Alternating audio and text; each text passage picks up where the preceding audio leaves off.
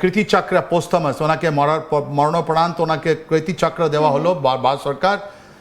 ওনার উপরে হামলা হলো, উনি মরে গেলেন, উনি বলিদান দিলেন, প্রাণের বলিদান দিলেন, আর ওনার সঙ্গে 55 লোক আরও মরলো, বলিদান হলো ওখানকার লোক, অ্যান্ড সঙ্গে সঙ্গে 155 হলো ইনজার্ড। 2008, 2009 আমাদের যতগুলো আছে জালালাবাদ, আপনাদের যতগুলো জায়গা ছিল, ওখানে পাকিস্তান আইএসআই ওখানকার জঙ্গিদের এই কাজ করে আমাদের উপরে হামলা চালিয়েছে। আর আবার 2014 পর ওখানে ambassador Amar Sinha and brigadier Sujit Narayan, right, উনি যে ছিলেন, ওনার উপরে 4 বার থেকে বেশি হামলা হয়েছে এই ব্রিগেডিয়ার সুজিত নারায়ণের উপরে। আর ওই আমাদের অমর সিনহা যিনি উনি অ্যাম্বাসেডার ছিলেন, কেন যে এই যে পাকিস্তান আইএসআই ভয় হয়ে গেল যে আফগানিস্তানের সঙ্গে, আপনার কাছে যদি ব্রিগেডিয়ার সুজিত নারায়ণ, এই দেখুন ব্রিগেডিয়ার এসকে নারায়ণ, এনার মাথার উপরে আইএসআই $10 মিলিয়ন একটা অ্যাওয়ার্ড দিয়েছে কি এনাকে মারলে আমরা $10 মিলিয়ন দেব, রাইট। তো এরকম লোক আমাদের যারা অ্যাসেটস আছে, আর এর সঙ্গে 4 বার নয়, ওরা গিয়ে অনেক জায়গা, যতগুলো মাজারে শরীফ আর যতগুলো জায়গা আছে ওখানে গিয়ে পাকিস্তান আইএসআই আমাদের কাউন্সিলেট, আমাদের এতে কত জায়গা আমাদেরকে করে দিয়েছে বা বন্ধ করতে হয়েছে, কেন যে আইএসআই চাইছিল না যে এরা আমাদের লোক, আমাদের ভারতীয় সেনার লোক ওখানে গিয়ে ভালো কাজ করুক। ইনি বেঁচে এসছেন, এনার ক্যারেক্টার অ্যাসাসিনেট করা হয়েছে। কতবার অ্যাটাক হয়েছে স্যার? আরেকবার 4 বার থেকে। ভাগ্যের জোরে উনি বেঁচে ফিরেছেন। ভাগ্যের জোরে, ইনি তো একটা সোলজার, এনার তো বডিতে এখনো বুলেট আছে যেটা কাশ্মীরে ছিল। দেখুন না, আপনার কাছে যদি কোনো এক স্যান্ডেলে যদি মেসেজ থাকে, ও মেসেজে দেওয়া আছে কি $10 মিলিয়ন এনাকে মারার পর আমরা পাবো, রাইট।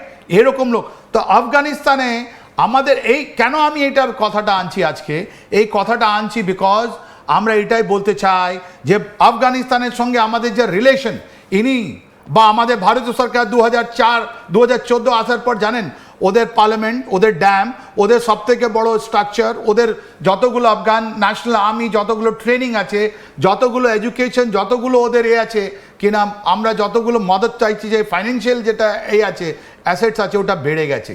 আর এই হামলাটা কেন হলো, এই যে ব্রিগেডিয়ার সুজিত নারায়ণ আছেন, ইনি ওখানে একেবারে সুজিত নারায়ণের ছবিটা আরো একবার চালাতে বলবো, এবং এনার আরো একটা ছবির কথা আপনি বলছেন, এক্স হ্যান্ডেলে ওনার কথাটা আছে।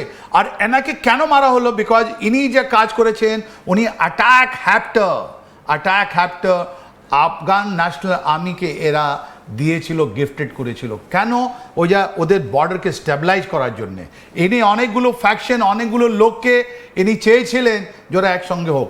এটা আমি শুধু কেন বললাম, আমি এটা বললাম এটা বোঝাবার জন্যে কি আফগানিস্তান ইন্ডিয়া রিলেশন যেটা আছে, বেদার ওটা আপনার এই ডেমোক্রেটিকলি একটা কথা হোক, আব্দুল ঘনির কথা হোক, বা অন্য যে কোনো লোক হোক, যে কোনো আজকে তালিবান আছে, তালিবানের কথা হোক, আমাদের সঙ্গে অনেক অনেক ভালো রিলেশন। আর আমাদের ইন্ডিয়ান আর্মি যারা অফিসারগুলো ওখানে পোস্টেড ছিলেন, ওদের মারার জন্য, ওদের ক্যারেক্টার অ্যাসাসিনেট করার জন্যে কতবার পাকিস্তান চেষ্টা করেছে, আপনার জেনে আশ্চর্য হবে, রাইট।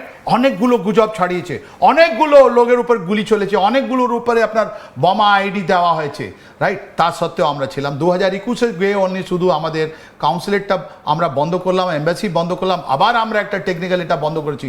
আর পাকিস্তান বুঝতে পেরেছে যে ওদের জন্যে শুধু আমাদের ইন্ডিয়ায় নয়, এখন আফগানিস্তান যে সঙ্গে আমরা কাজ করেছি, একটা ভালো কাজ করেছি, তার জন্যে ওদেরকে আর বিপদ বেড়ে গেছে আফগান। তাই জন্যে তো দেখবেন ওদের সামরিক বিমান যেটা আছে, ওটা গিয়ে আফগানিস্তানে গিয়ে অ্যাটাক করছে। আর ওদের পার্লামেন্টে আপনার মৌলানা ফজলুর রহমান বলছে যে তুমি যদি আফগানিস্তানে গিয়ে তুমি যদি সামরিক বিমানের হামলা চালাও, তাহলে ইন্ডিয়া তো সেম করলো তোমার কাছে, তাহলে খবর এটা খারাপ কি? আজকে যা সিচুয়েশন আছে পাকিস্তানের মধ্যে, পাকিস্তানের কাছে আর কোনো রাস্তা নেই। 11 তারিখে তো আপনি দেখলেন বালুচিস্তানে ওরা বললো কি আমি তোমাকে মানি না। খাইবার পাখতুনখাওয়াকে 2-3 দিন ধরে আপনার বারবার খবর আসছে যে ইমরান খান আছেন, বেঁচে আছেন কি বেঁচে যাননি। আর তারপরে পাক অকুপাইড কাশ্মীরের রাওলাকোটে যেভাবে লোককে মারা হয়েছে, রাইট। তখন এই জন্যে আপনি দেখবেন, আর এদের যে আমাদের স্পাই নেটওয়ার্ক যেটা আছে পশ্চিমবঙ্গে মাটিতে যেটা আছে, ওটা একের পর এক সাকসেস। পাকিস্তান আইএসআই নেটওয়ার্ক, ওটা সন্ত্রাসবাদী হোক, অনলাইন রিক্রুটমেন্ট হোক, টেকনিক্যাল দ্যাট ইজ আমরা বলছি, বা ফিজিক্যাল হোক, এই রানা রৌফ যেটা আলম এলিয়াস রানা রৌফের মতন লোক, ওদের কাছে কত লোক আছে, সব শেষ। এটাই আমরা বলতে চাইছি কি এত সুন্দরভাবে এই সরকার আসার পর পশ্চিমবঙ্গে জিনিসটা পাল্টে যাচ্ছে।